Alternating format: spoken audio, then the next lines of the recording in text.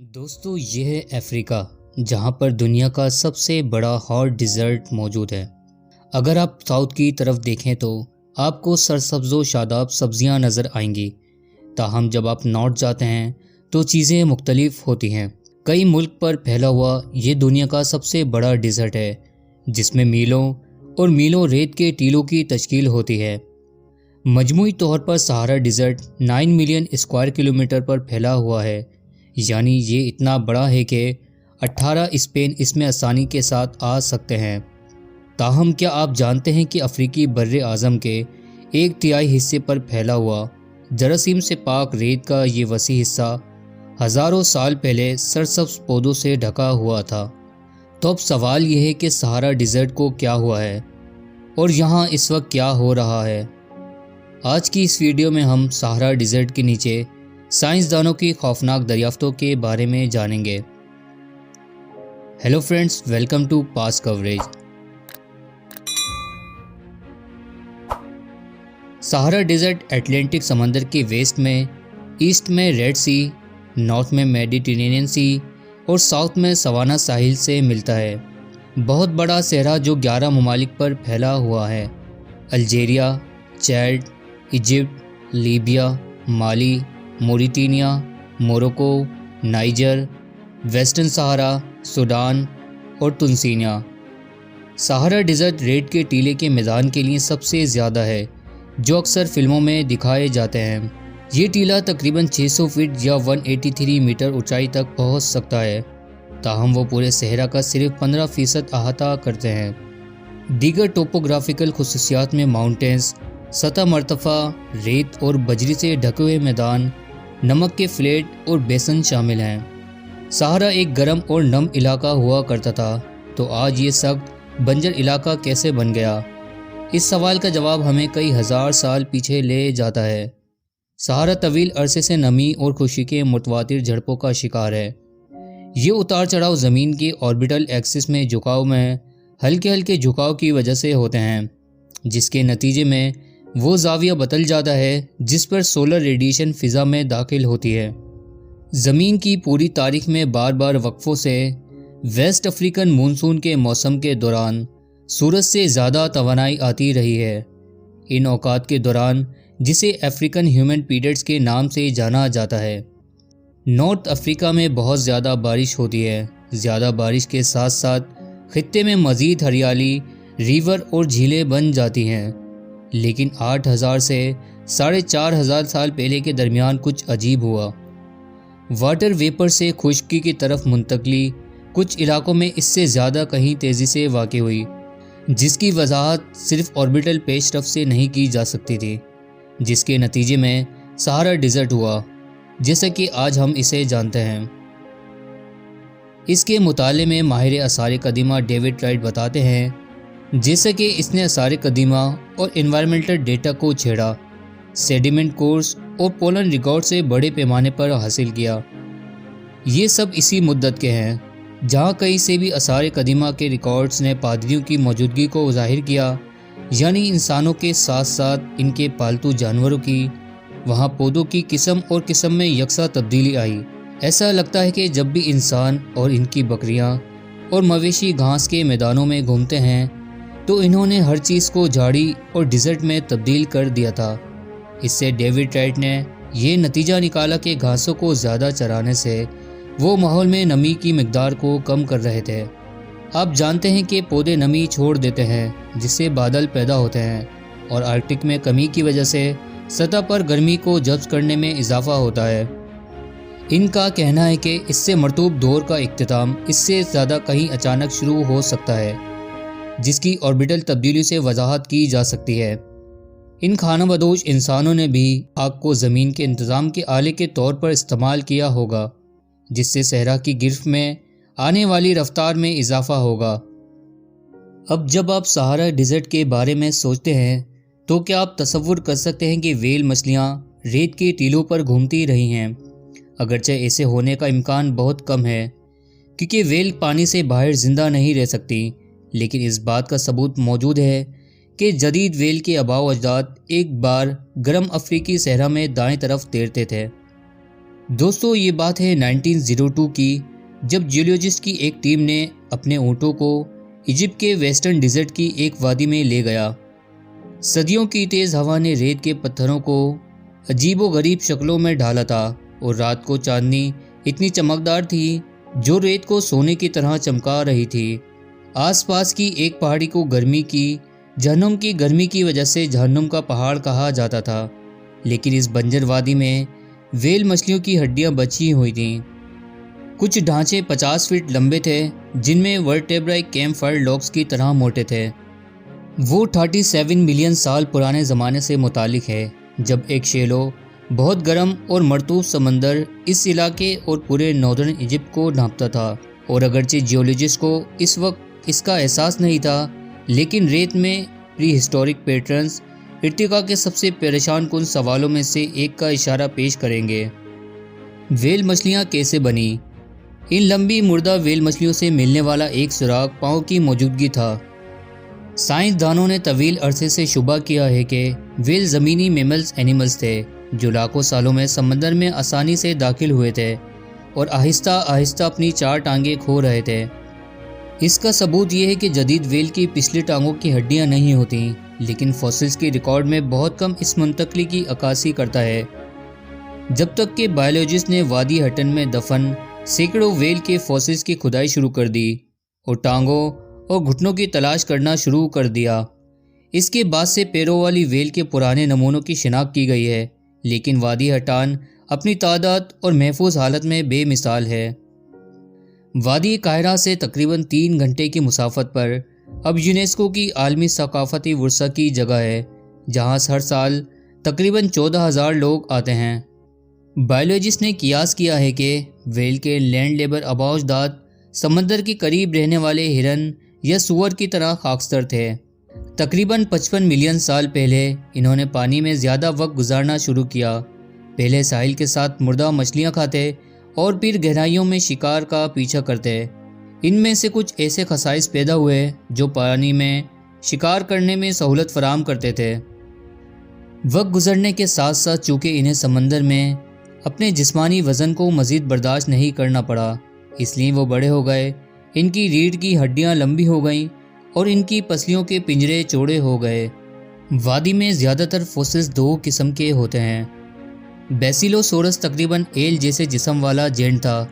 ज़्यादा पतली लेकिन भारी पट्ठों वाला डोरोडोन एक जदीद व्हेल की तरह नज़र आता था, कम से कम इस वक्त तक, जब तक कि इसका मुंह खूंटी नुमा दांतों के बजाय दांतों वाले खंजरों से जुड़े हुए जबड़ों को जाहिर करने के लिए खुलता था।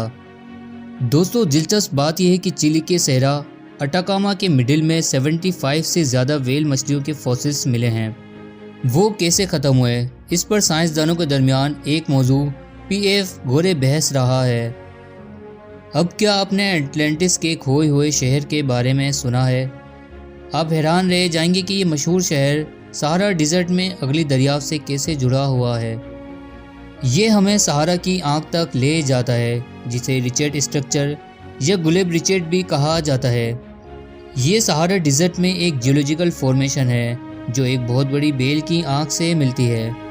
ये तश्कील मोरितानिया में सहारा के 40 किलोमीटर चौड़े इलाके में फैली हुई है। सदियों से सिर्फ चंद मकामी खाना बदोश कबाइल इसकी तश्कील के बारे में जानते हैं। इसकी तस्वीर पहली बार 1960 की दिहाई में जेमनी खलाबाजों ने ली थी, जिन्होंने इसे अपने लैंडिंग के सिलसिले की पेशरफ को ट्रैक करने के लिए एक तारीखी निशान के तौर पर इस्तेमाल किया। बाद में लैंडसेट स्लाइड ने इजाफी तस्वीरें लीं और इसका साइज़, ऊंचाई और हद के बारे में मालूमात फराहम की। जियोलॉजिस्ट का इब्तदाई तौर पर ख्याल था कि आई ऑफ द सहारा एक इम्पैक्ट कैरियर है जो इस वक्त पैदा होता है जब खला से कोई चीज़ सतह पर टकरा जाती है। ताहम ढांचे के अंदर चट्टानों के तवील मुताले से पता चलता है कि इसकी इब्तदा मुकम्मल तौर पर ज़मीन पर है, जो जियोलॉजिस्ट को दूसरी वजाहतें तलाश करने पर उकसाते हैं। जियोलॉजिस्ट ने यह नतीजा अखज़ किया कि आई ऑफ द सहारा एक जियोलॉजिक डोम है। इसकी तश्कील कम से कम 100 मिलियन साल पुरानी चट्टानें हैं। कुछ तारीख ज़मीन पर ज़िंदगी के ज़हूर से पहले की हैं। इन चट्टानों में आतिश फिशा के ज़खायर, اور सेडिमेंट की तहें शामिल हैं जो हवा, धूल और पानी के ज़खायर, रेत और कीचड़ को धकेलने से बनती हैं।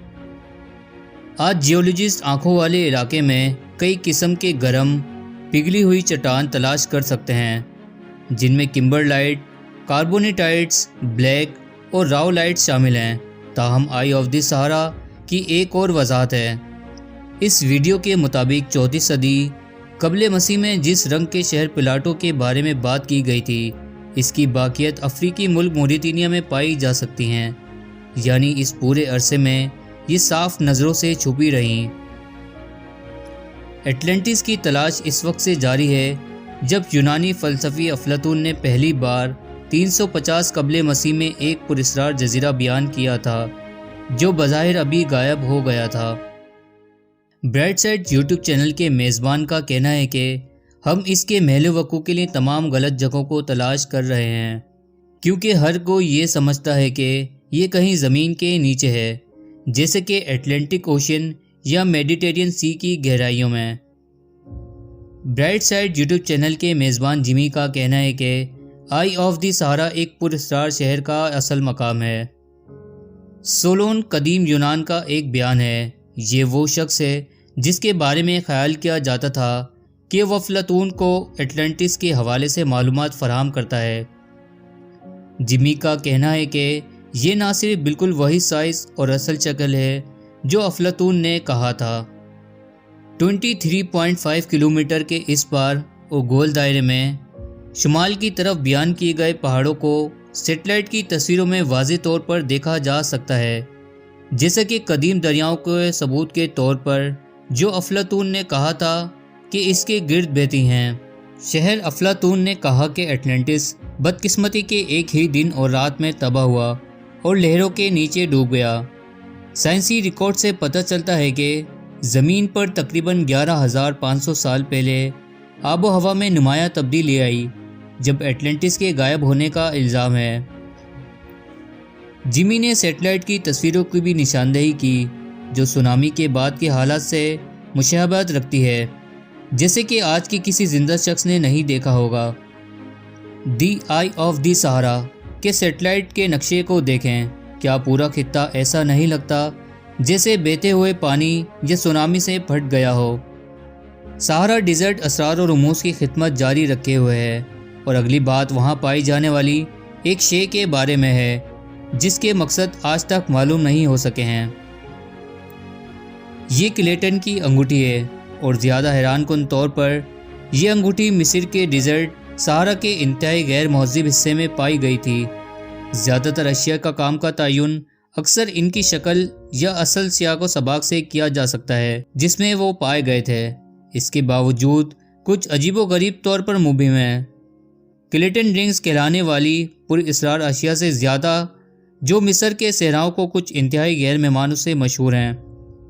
जियोग्राफर्स और डिज़र्ट एक्सप्लोरर के नाम पर ये रखा गया है।